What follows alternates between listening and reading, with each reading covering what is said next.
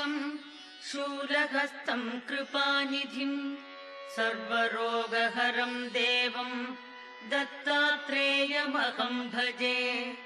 जगदुत्पत्तिकर्त्रे च स्थितिसंहारहेतवे भवपाशविमुक्ताय दत्तात्रेय नमोऽस्तु ते।